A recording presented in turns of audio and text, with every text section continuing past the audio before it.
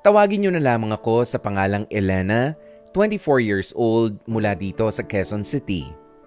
Hindi ko alam kung tama bang pag-usapan ito o baka naman may kapareho rin ba akong case sa ibang relasyon.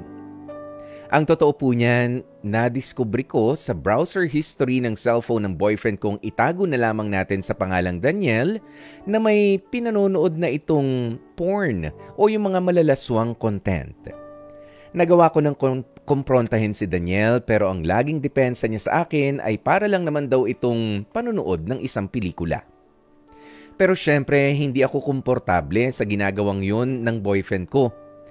Kaya rin siguro umabot kami sa puntong sinita ko na talaga siya. After nga mangyari ang insidenteng yun, Kuya Poy, ay wala na akong nakita pang website o bakas ng panonood ni Daniel ng mga mahalay na content.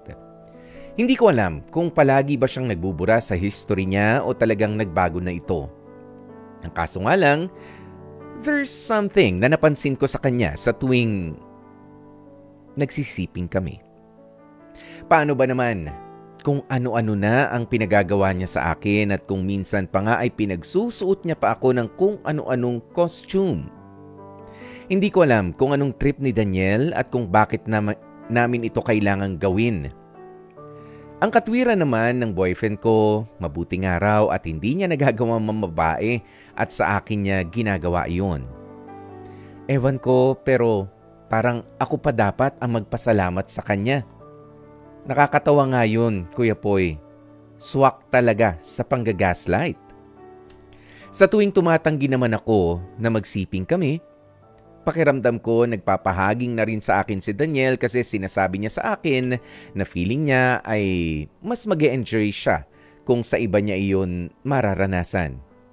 Pero syempre, natatakot ako na baka iwan niya ako at may mahanap siyang iba na sasapat sa kanyang satisfaction.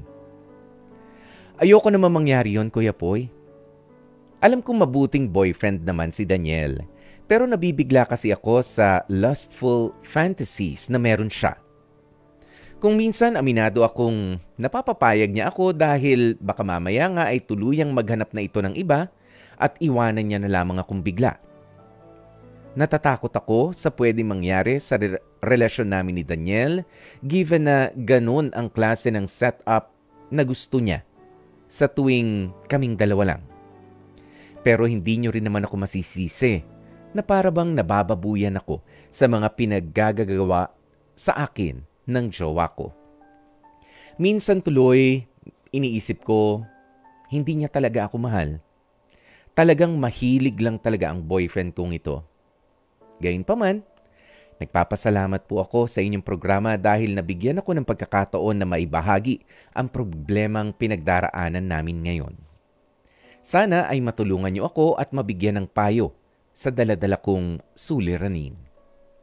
Lubos na gumagalang, Elena. Especially for you. At dyan na nga po natin pag-usapan itong kwentong ibinahagi sa atin itong si Elena. Ayan, pero para nga po sa mga online viewers natin, katatapos lamang nating i-dedicate sa kanya ang awiting Uhaw ng Dilaw. Dahil talaga para bang uhaw naman itong si Daniel sa pagmamahal nitong si Elena, nga lang sumobra na yung uhaw. O sumobra naman, alam nyo maganda sa pakiramdam na tayo ay uhaw na makasama, makapiling ang ating mga partner. Yan, ang ating girlfriend, boyfriend, yung para bang may kilig pa rin every time at talaga namang nababasa ka ng pawis kapag ka nandyan siya sa harap mo. Ninenervyos ka pa rin at para bang, sandali, mag-aayos muna ako. Yan yung mga ganyan na mga eksena, di ba? Para ma-impress yung kahit matagal na natin, kahit asawa na nga natin mismo, sandali, darating na siya, magpapabango na ako. Yan yung mga ganyan. Napakaganda po niyan. Pero kapag ka naman sumosobra na, lalo na ito, ang sinabi nga sa atin ni Elena ay talagang yung sexual satisfaction nitong si Daniel ay extreme na. Okay, maaari nga na siya ay meron yung tinatawag na porn addiction. Ayan, dahil bukod nga ho sa addiction sa paninigarilyo, sa alak, sa droga, ang pornografiya rin po ay isang form of addiction. Kung saan, ito para sa mga nanonood ng ganitong mga maseselan na mga bahagi, hindi lahat na napapanood ninyo sa porn sites na yan ay totoo. Hindi lahat ng akala nyo ay pleasurable ay masaya at gustong-gusto nila.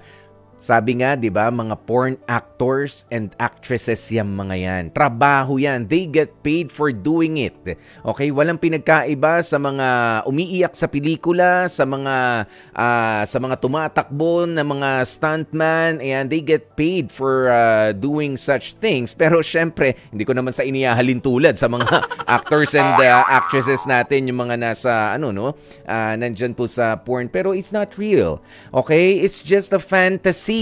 Pantasya lamang po yung mga nilalaman na mga content na mga porn sites na yan, okay? Pwede na ma-spice up ang ating sex life with our partner, pero hindi naman doon sa extreme na dahil nakita mo na ginawa nung aktor o nung actress na pinanood mo ay gagawin nyo na rin ng partner mo. Lalo na ito si Elena, hindi na siya komportable. Well then, Elena, kung di ka na komportable sa mga trip nitong si Daniel, you have to put a stop at kailangan kausapin mo siya, i-explain mo sa kanya na gumising siya sa katotohanan. Okay? Siguro exciting yan para kay Daniel, Exciting na ganito, gawin yun, pinagko-costume ka pa kamo, I don't know kung ano pa. Maganda na sumusubok nga tayo ng kaiba sa ating sex life. Pero kapag hindi mo naman matik, sabi mo nga ay nabababuyan ka na, that's the time na, teka lang, sandali. Hanggang dito lang ako. Kay manatili siya sa tabi mo, kay hindi at hindi maganda na nagbabanta siya na gagawin ko na lamang ito sa iba kung ayaw mong pumayag. Teka lang, kailangan mong respetuhin yung katawan mo, yung sarili mo, Elena? Ayan, at yun yung ipaliwanag mo dito kay Daniel. Kailangan niyan tigilan naman yung mga extreme. Ayan, it's okay to be adventurous from time to time. Ayan, pero yung extreme adventures na talagang akala mo ay ginagawa ka ng porn star ng partner mo, that's something else, okay? Maybe he's sick in the head and he needs help. Hindi mo kailangang i-pacify, hindi mo kailangang pagbigyan yung ganitong hilig niya. Kailangan mo siyang tulungan para mag-heal siya, para gumaling itong si Daniel. Okay? Kaya Elena, take it easy, huwag ka matakot. Hindi ka niyan basta aalisan, hindi ka niyan basta iiwanan, basta sabihin mo hindi mo nararamdaman na nire-respeto pa siya doon sa ibang mga trip niya pagdating doon sa sex na ginagawa niya o yung gusto niyang gawin ninyong dalawa. Pagka hindi ka komportable, kailangan igalang niya yon. Okay?